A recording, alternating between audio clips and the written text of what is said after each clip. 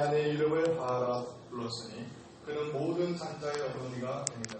여호와 하나님이 아담과 그의 아내를 위하여 가죽옷을 지어 입히시니라. 아멘. 오늘은 믿음의 선조들에게 임한 복음이라고 하는 제목으로 하나님의 말씀을 함께 나누도록 하겠습니다. 목회자는 구약의 성도들과 관련해서 많은 질문들을 받습니다. 목사님, 아담도 구원을 받았을까요? 아니면 구약의 인물들은 어떻게 구원을 받았습니까? 그들도 그리스도를 믿음으로 구원을 받았습니까? 아니면 행위로 구원을 받았습니까? 아브라함은 어떻게 그리스도를 볼 수 있었나요? 아니, 아브라함은 그렇다 치고 그럼 이삭과 야곱은 어떻게 그리스도를 볼 수 있었나요?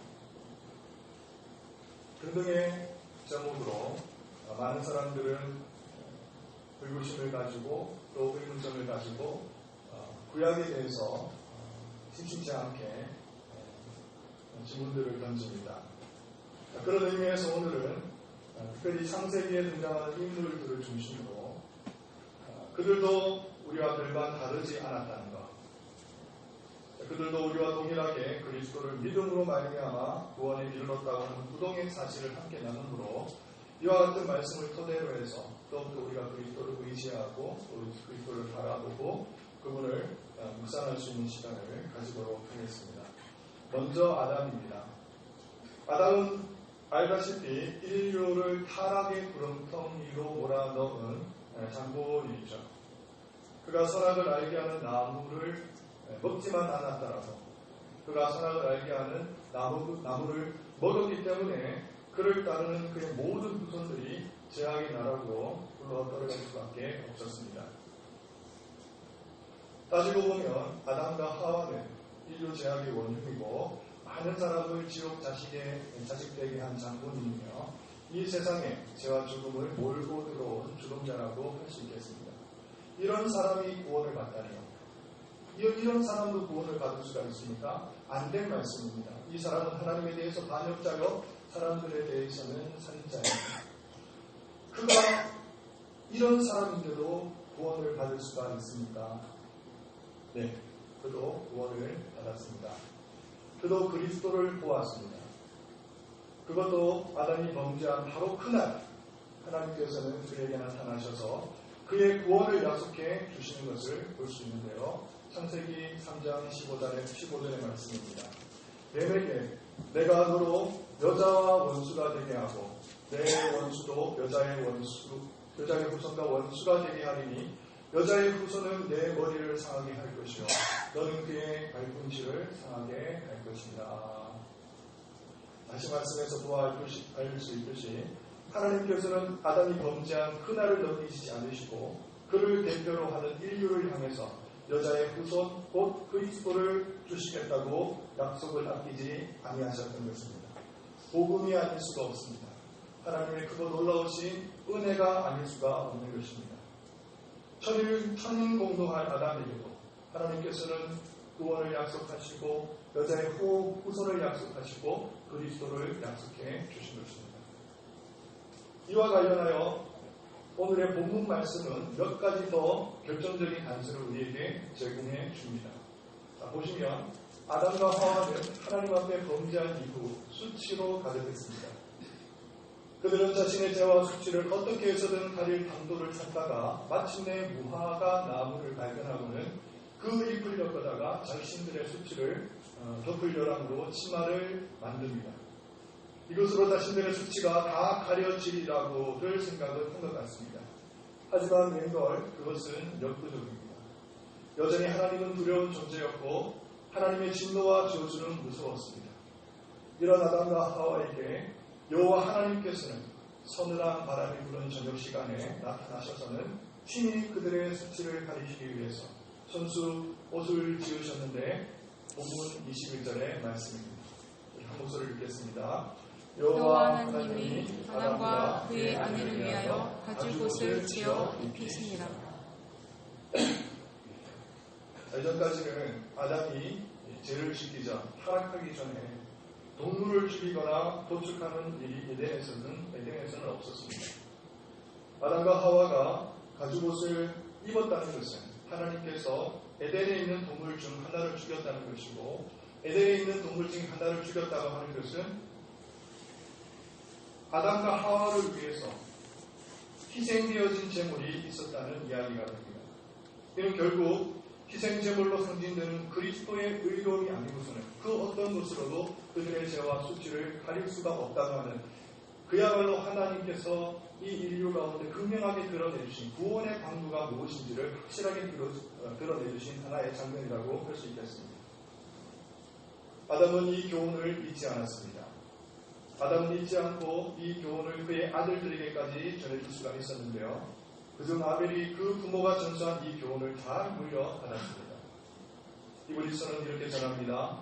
믿음으로 아벨은 가인보다 더 나은 제사를 하나님께 드림으로 의로운 자라 하시는 증거를 얻었으니 하나님이 그 예물에 대하여 증언하시니라.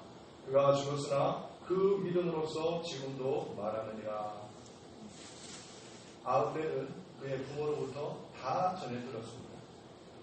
여자의 후손에 대해서도 가죽옷을 짓기 위해 하나님으로부터 죽임을 당한 제물에 대해서도 참된 제사의 의미와 방도에 대해서도 그랬기 때문에 아벨은 들은 대로 아는 대로 믿음으로 제사를 드렸고, 그러자 그의 믿음을 보시고 하나님께서는 기쁘시게 그 제사를 받으실 수가 있으셨다는 것입니다. 이러보건대 아벨은 물론이거니와 아담도 그리스도를 보았고 그리스도를 봄으로 구원에 이른 것이 확실합니다. 하지만 이보다 더 확실한 증거는 그 윗구절에서 찾을 수가 있는데요. 함께 읽겠습니다. 20절입니다. 아담이 그의 아내 이름을 하와라 불렀으니 그는 모든 산자의 어머니가 됨이더라. 아담은 장명가로 유명합니다. 아담은 이름 짓기에 대가입니다. 아시는 대로 아담은 각종 글짓순들과 공중의 새 이름을 모두 지은 바가 있습니다. 그래서 여러분들이 부르고 있는 동물에 대한 이름들 다 아담이 지은 것입니다.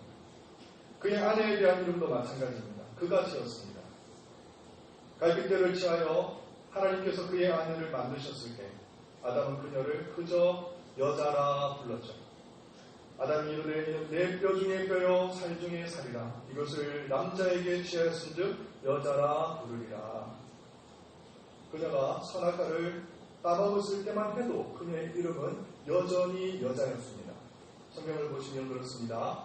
뱀이 여자에게 말하되, 여자가 뱀에게 말하되, 하나님이 여자에게 이르시되, 하나님이 주셔서 나와 함께 있게 하신 여자 그가 라고 얘기하면서 여전히 그의 이름은 여자였던 것을 보게 되는 것이죠.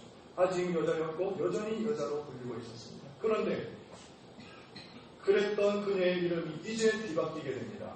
우리가 잘 아는 대로 하와라고 하고 불리게 되는데 계명을 하게 되는 것이죠. 아브라함이 아브라함이 되고 사레가 사라가 되고 야곱이 이스라엘이 되는 것처럼 여자의 이름도 이제 바뀌게 됩니다. 무엇이라고 바뀌게 됩니까? 그야말로 우리가 잘 알고 있는 대로 하와로 바뀌게 되는 것이죠. 전화 왔습니다. 전화 받으십니다. 여기에 놀라운 하나님의 신비와 그리고 비밀이 숨겨져 있습니다. 자, 이름이라고 하는 것은 동시 존재의 의미와 정체성을 드러내는 것으로서 이름이 바뀌었다고 하는 것은 근본적으로 그의 소리가 바뀌었다는 것을 의미합니다. 아담과 하와가 그리스도를 보았다고 하는 명백한 증거가 여기서 드러나는 것인데, 아담은 그의 아내의 이름을 짓기를 저주나 심판이나 진노나 죽음이 아닌 생명이라 지었다고 하는 것입니다. 성경은 하와의 이름을 그 모든 산자의 어머니라고 풀어 해석을 주었지만 본뜻 그대로는 하와는 생명입니다. 타락하여 하나님으로부터 무더기로 저주를 받은 아담이 어찌하여 그의 아내의 이름을 생명이라 지을 수 있었겠습니까? 아담은 아내가 낳을 후손 가운데 생명을 주실 그리스도가 오시리라는 하나님의 약속을 굳게 믿어 의심치 않았을 뿐만 아니라 그를 간절히 사모하게 되므로 그의 믿음의 고백에 이기도 하거니와 아내를 생명이라고 하와라고 불렀던 것입니다. 아담의 그리스도에 대한 믿음은 여기에 그치지 않습니다. 아담의 믿음은 그의 세 번째 아들 셋을 통해서도 흐르게 되는데요.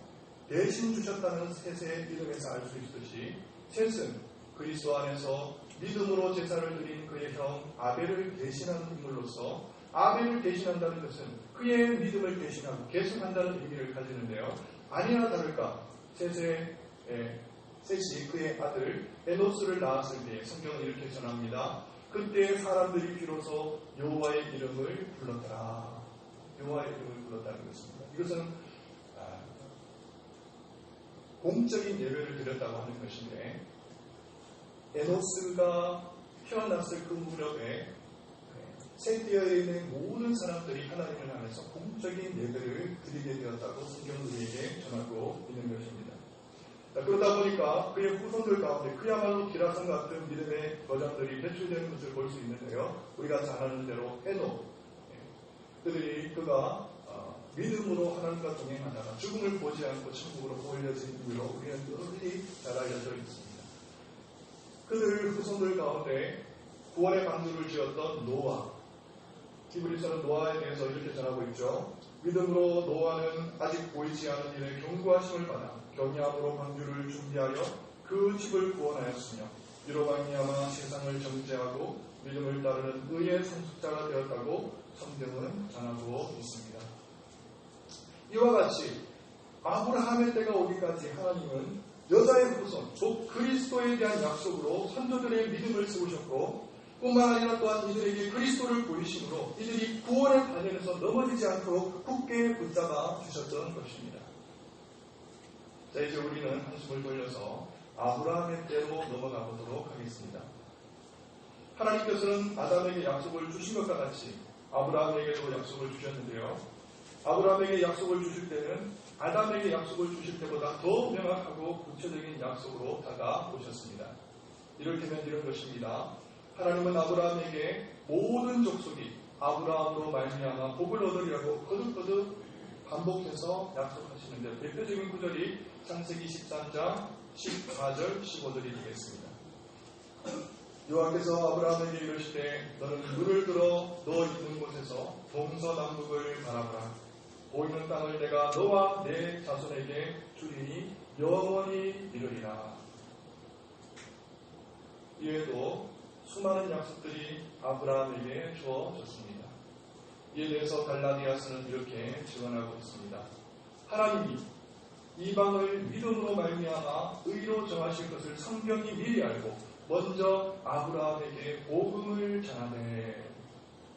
계속해서 갈라디아서는 전합니다. 이 약속들은 아브라함과 그 자손에게 말씀하신 것인데 여럿을 가리켜 그 자손들이라 하지 아니하고 오직 한 사람을 가리켜 내 자손이라 하셨으니 곧 그리스도라.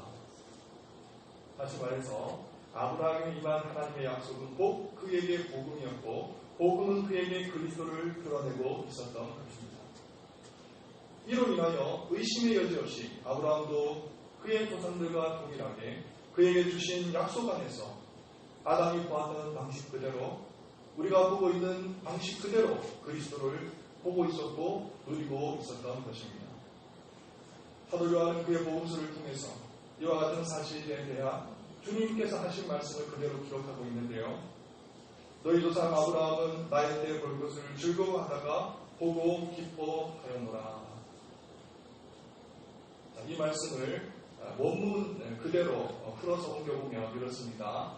너희 조상 아브라함은 나의 때 볼 것을 몹시 기뻐하며 열렬히 원하였다가 그것을 보고 기뻐하였도다. 자, 이는 아브라함이 그가 간절히 바라는 대상을 두고 만나보기를 기쁨으로 고대하였는데 마침내 그것을 보게 되자 크게 기뻐하였음을 일러줍니다. 그것은 다름 아니라 그리스도의 때 볼 것을 고대하였던 것이죠. 그의 초림으로 시작되어 그의 재림으로 완성되는 그리스도의 때, 성령 수임으로 크게 낮아짐으로 시작되어 재림으로 가장 크게 높아지시는 그리스도의 때, 세상 마지막 날에 오시겠다고 약속해 주신 그리스도의 때, 그때 볼 것을 즐거워하다가 마침내 그때를 보고 아브라함은 기뻐하였고 주님 앞에서 열렬히 하나님께 환영하였다고 주님은 말씀하고 있는 것입니다. 아브라함은 그리스도를 보고 있었고 또한 보았습니다. 성사학자 아도 핑크는 그의 책을 통해서 아브라함에게는 이미 하나님께서 능히 모리아산에서 이삭을 죽은 자 가운데서 다시 살리실 줄로 생각하는 이를 통하여 그는 이미 죽으시고 다시 부활하신 그리스도를 바라보고 있었다고 말하고 있습니다. 모리아산에서 이삭을 죽이려는 그 순간에도 아브라함은 믿음을 가지고 있었다는 것이죠. 그리스도를 보았다는 것입니다. 현대 신학의 정소라는 책을 쓴 에드워드 피셔는 한술 더 떠서 아브라함을 둘러싼 그의 상황들을 설명하며 모든 것이 그리스도에 대한 모형이었다고 전하고 있습니다. 한번 보시겠습니다. 아브라함을 둘러싼 모든 환경들과 그리고 모든 형편들이 그야말로 그리스도로 둘러쳐져 있었다는 것이죠. 가나안의 연합군을 물리치고 돌아오는 길에 아브라함을 축복했던 의의 왕, 평강의 왕, 살렘 왕, 멜기세덱이 곧 그리스도의 모형이었습니다.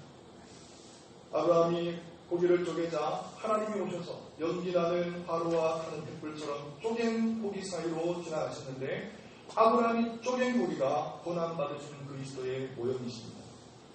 이삭이 그리스도의 모형이요 수풀에 걸려 이삭을 대신해서 바쳐진 수량이 그리스도의 모형이요 할례의 피가 그리스도의 피를 나타내는 것입니다. 이 모든 것이 그리스도에 대한 모형이 아니고 무엇이겠습니까?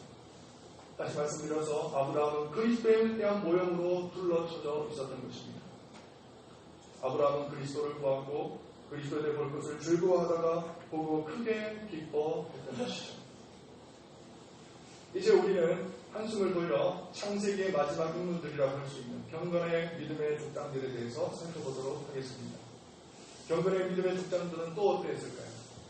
그들 역시 그리스도를 보았음은 의심의 여지가 없습니다. 히브리서는 이삭과 야곱에 대해서도 비슷하게 증언합니다. 이 사람들은 다 믿음을 따라 죽었으며 이 말은 죽은 뒤에야 비로소 하나님이 약속하신 유업을 받을 것이라고 이들이 믿고 기대했다는 말입니다. 이들은 온갖 고난을 겪는 가운데 앞으로 주어질 영원한 유업을 바라보았습니다. 이 생에서의 기업이 아니라 죽음 너머의 영원한 유업을 바라본 것입니다. 이는 이들이 그리스도를 바라보지 않고서는 도저히 불가능한 일이었습니다.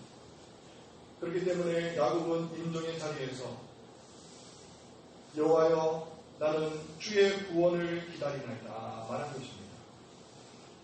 이 구절을 가지고 고대 칼데라 탈구 성경은 이렇게 해석합니다.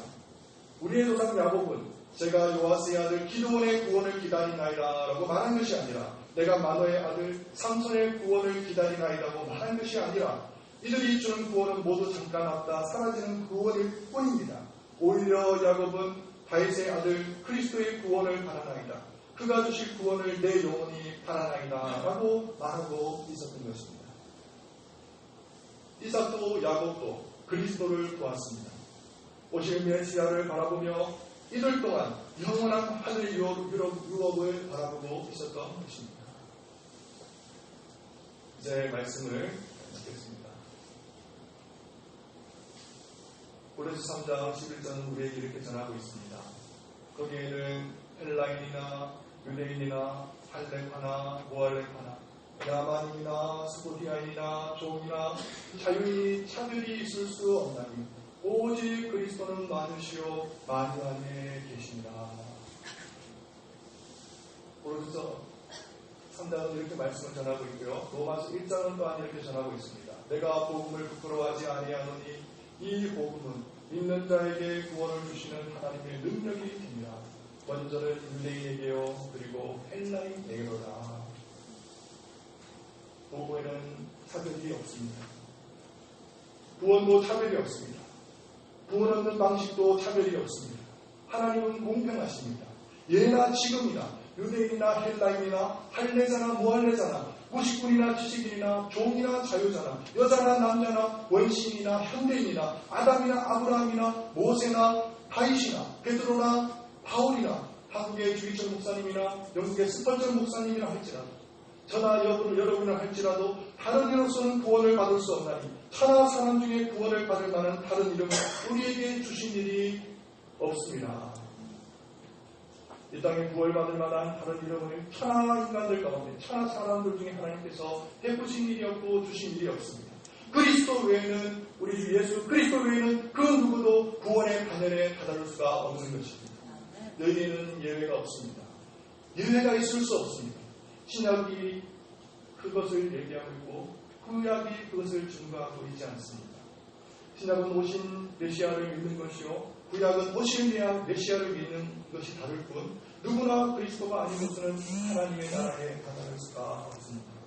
심지어 그리스도가 희미할 것만 같고 없을 것만 같았던 창세기에 살았던 인물들조차도 그래서 성경은 그리스도로 시작해서 그리스도로 끝나고 있으며 창세기에서부터 요한계시록 이르기까지 모든 성경이 그리스도를 증거하고 있는 것입니다.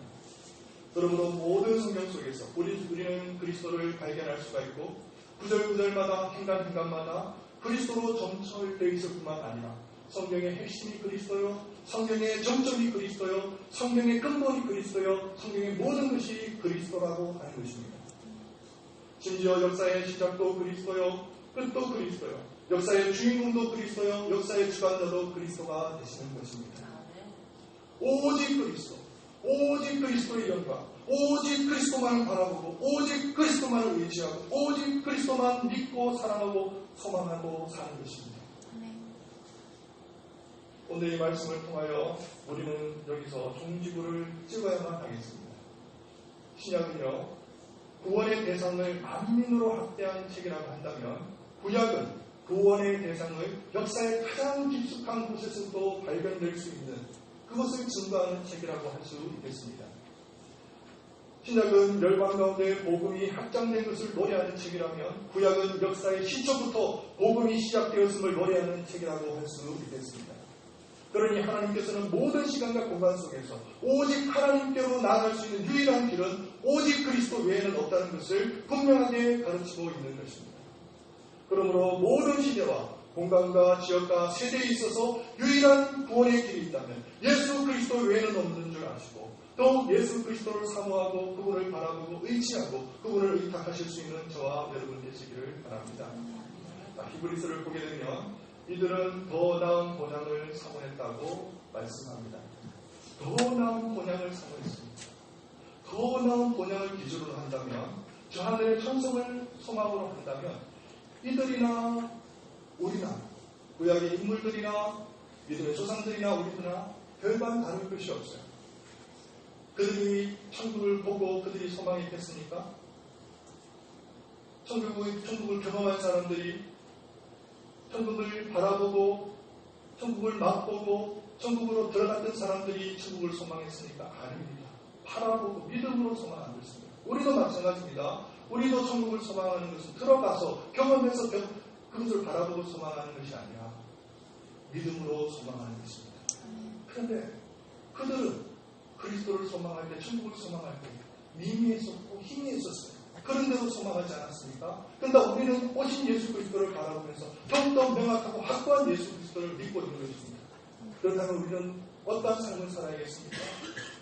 믿음의 조상들처럼 그들이 더 나은 본향을 사모했던 것처럼 또 온전히 예수 그리스도를 의지함으로 이 땅에서는 하나님께서 유업을 우리에게 모든 것으로 채워주시지 않으실지라도 천국에서는 모든 것으로 채워주실 것을 우리에게 약속해 주셨습니다.